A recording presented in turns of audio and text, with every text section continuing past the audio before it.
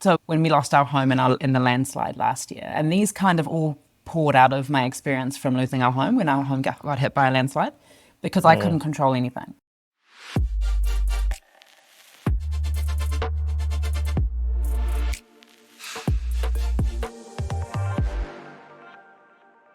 Welcome back, people. Roots to Ryze, a journey of growth. I'm joined here by Kat Corbett. I've known Kat for a while.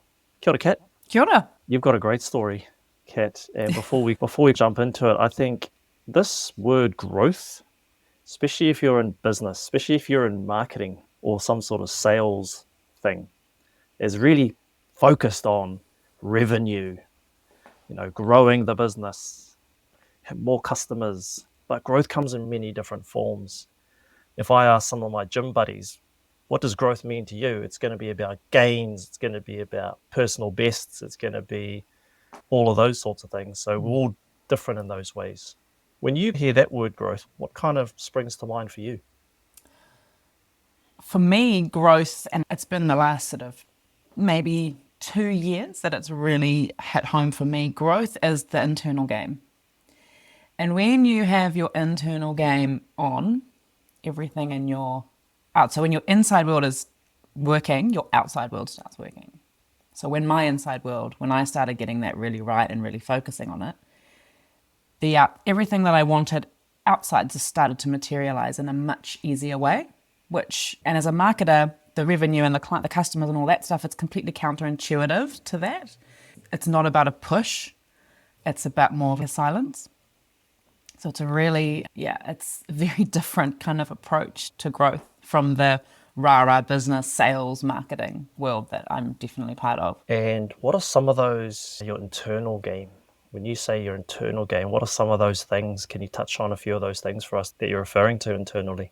Yeah, so it might be a bit out there, but there's 3 practices that I do really regularly or every day. The first is just making sure I'm in the present. So being really focused on today, because we can't control what's going to happen tomorrow, and yesterday's gone. So it's just being really mindful that today is it, and let's make it a good day. I struggle with that one. Yeah. So when we lost our home in the landslide last year, and these kind of all poured out of my experience from losing our home when our home got hit by a landslide, because I couldn't control anything. So that was a really important tool for me.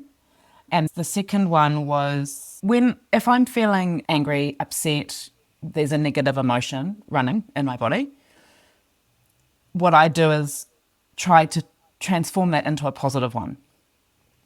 And so it sounds really weird, but it's this idea that it's almost like people say find your happy place. It literally is finding your happy place. It's going back to remember a time when I felt really joyful or really courageous and felt like in my body. And it's literally infusing that feeling in my body so that I'm replacing that fear or anger with a different positive feeling. And that takes quite a bit of practice, but with that practice, it's incredible what happens internally for me and how that impacts my external world. And the third one is pretty mainstream, but it's gratitude and being really grateful for what we've got. Being present, definitely struggle with that. Being grateful for what we have. I'll call them basic, not to downplay them, because it is sometimes very tough to be like, hey, listen, man, this is like self-talk. You've got this, you've got that, you've got that. You should be grateful and not be so down sometimes when things outside your control, you cannot control those things, right? Yeah. Let's get into Kat Corbett's very first job. What was it like? How old were you? Can you give us a bit of a rundown on that? I can. So we were fresh off the boat. We immigrated from South Africa. I was 13. And we'd gone from a pretty comfortable life in South Africa. My dad had a law practice and we had a comfortable life. And we moved to New Zealand and my dad couldn't get a job. So for 2 years, year and a half, I think he applied for 120 jobs. So we went from having this quite majestic life to all of a sudden there wasn't money. And we were living off coupons and all that sort of thing. And just to get by while Dad tried to figure out the work situation. which was quite a shock. I was 13, so it was quite a transitional age for me as well. And so we had to get jobs. We got jobs. And they were delivering, I think New World were doing flyers with coupons on them. They were just like mailers, and we'd just go around mailing, just dropping the mailers into people's letterboxes. It was literally letterbox dropping. And it would take my sister and I about 2 or 3 hours on a Sunday. Dad would drop us off with our mailers, and we'd do the circuit, and he'd pick us up again. Yeah, so that was my intro into my first The job. labour market. Yeah. And I think I was getting like $5 a run or something. I was going to ask, was it all for the love, or was there a little bit of... There was no love. It was no love. It was all for the money. And how long had you been doing that job for? I think I did that for about a year or so, and then maybe 2 years, and then I moved into a New Zealand Herald run, followed by working in a supermarket. So all the typical kind of, teenager type jobs that teenagers can get. Yeah. I was going to say your kind of next job into adulthood. What was, I don't want to call it a real job, because they are all real jobs, but was there ever a type of job that you got and you're like, yeah, I've gone past that kind of teenage kind of world yet? I had a pretty wild ride on the employment front. So my first job out of uni, I did a communications degree. I got a job at George FM writing ads, and it was when George was like really underground. I think it was only 2 or 3 years old. It was like the Wild West of radio. Cool. It was super fun. And so we wrote all the radio ads, and we would just sit in this little back office smoking cigarettes, because you could back then, which was really fun. And I got paid in tickets to dance parties, literally. And I think I got $100. Cool. I got $100 a week or something. It was an intern sort of situation, essentially, but it was really fun. But after a year of that, I realized I needed a bit more money. Dad and just being able to afford a really crappy car was not working for me. Can I ask though, were you the envy of all your friends when you were working at George FM? At the time, yes, but they were all like, it was fun. Like, I was having a really good time, but it wasn't like a serious job. A lot of them were lawyers, accountants, getting into serious roles with big companies and doing really serious work. I was not. It was dance parties. Yeah. Yeah. And I learned a lot, and it was fun. And I was only 21 or something, so that's what that time's for. Didn't get much better. I then went over to Sydney to sell vodka, which was fun again, but that didn't last very long. And came back, went to London, worked in real estate, worked with a photographer, came back and thought, okay, I need to get serious. My life actually needs some direction. Time to put the party days aside. And I got a job in advertising, not really putting the party days aside, but did that but that was 2 years. So I worked, that was my longest job. I have never held down a job for longer than 2 years. That's just, yeah. And then I jumped into a role in PR for a year. And then I was like, I'm not cut for full-time employment. Yeah, it's clear. Yeah, it's clear you want to be your own boss. It's clear that you need your own. Yeah, and definitely. So that was 26, and I went freelancing, which was a really dirty word back in 2006. It was like people just weren't doing it. It was really risky. There was no internet. There was no social media. It was all based on networking, who you know.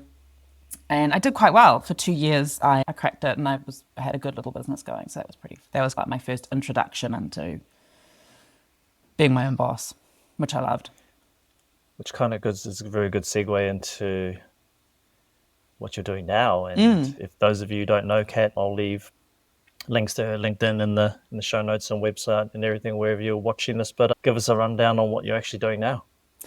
Yeah, so it's taken me a lot of iterations. I've worked for 15 years as a freelancer, agency owner, consultant, those things, and just figuring out what works for me. I've been a media buyer. I've run Google Ads. I've traversed the digital media world, really.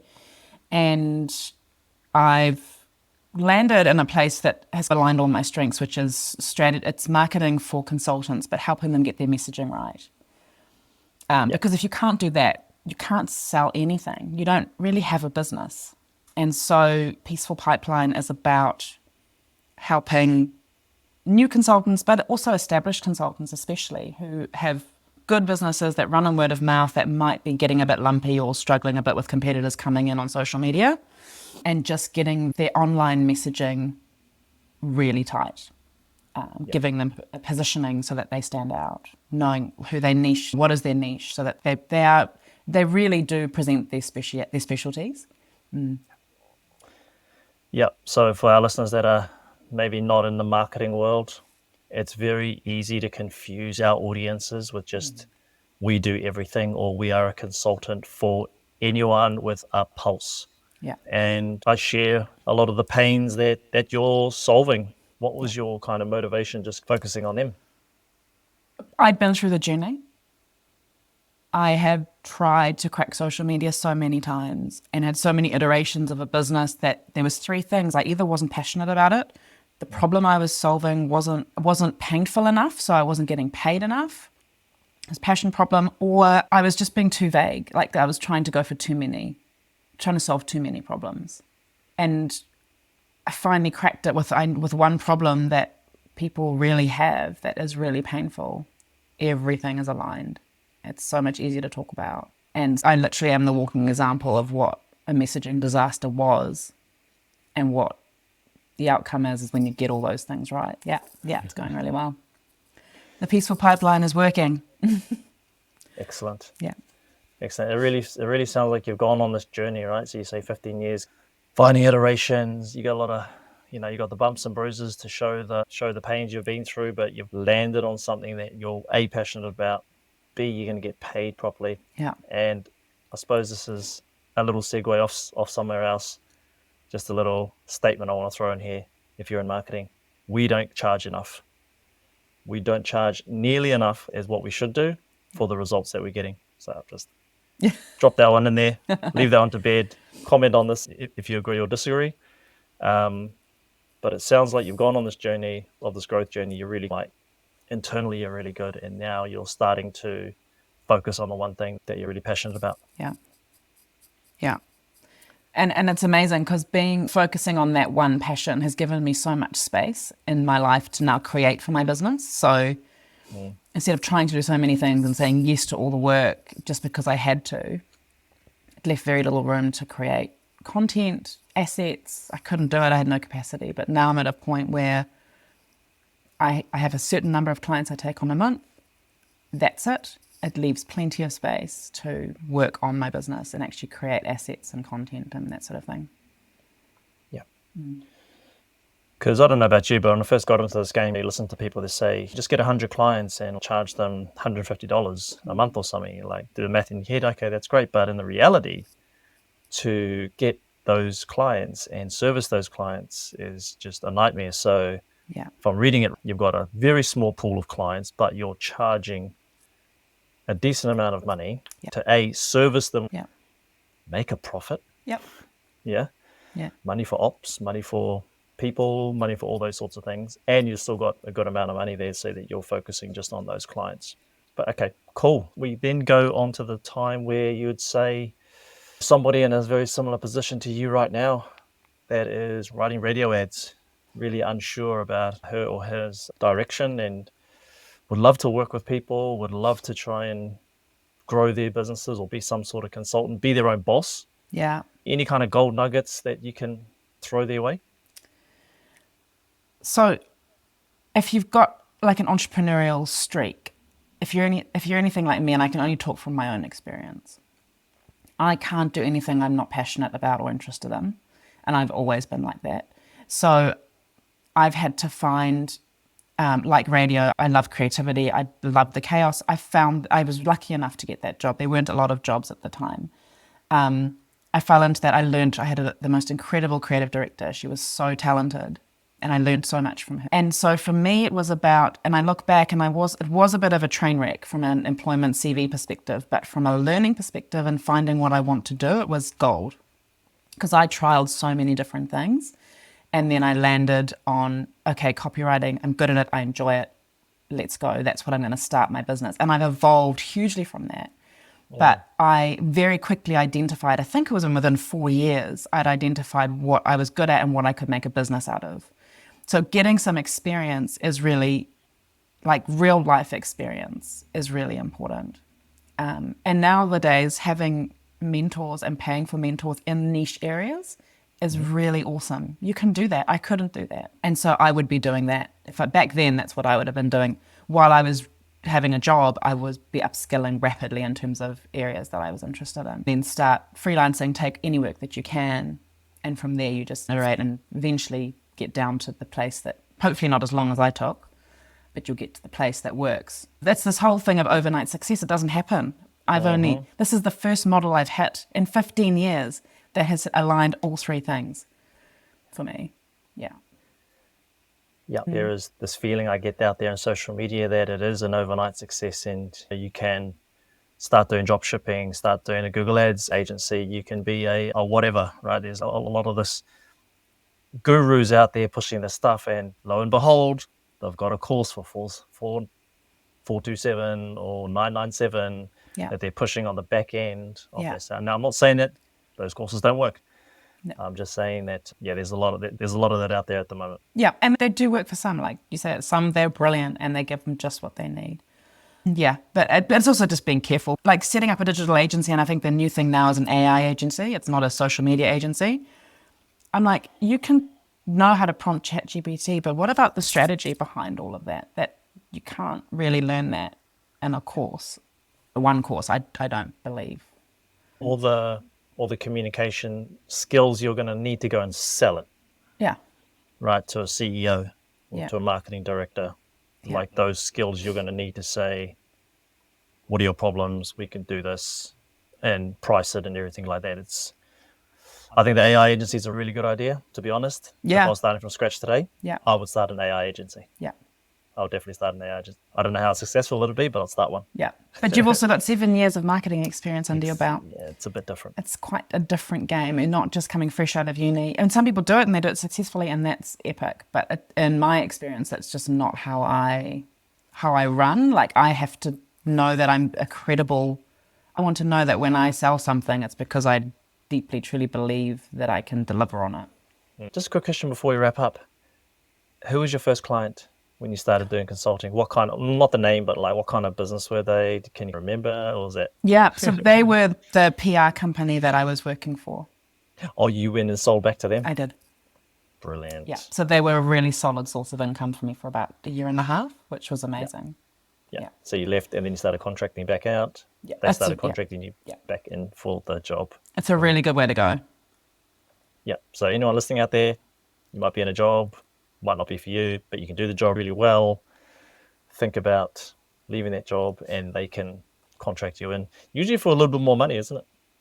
Yeah, it is a little bit more money, but also it was the freedom for me. Freedom is my kind of modus operandi. So if I can work around that, then I'm happy. Rock and roll. Kat, that's us. Cool. Roots to Ryze, Journey of Growth. Thank you so much for coming on. It's been educational, and I hope everyone's enjoyed it. If you've enjoyed this, please share us. You can share on your social media, and we'll see you guys on the next episode. Thanks, Mike.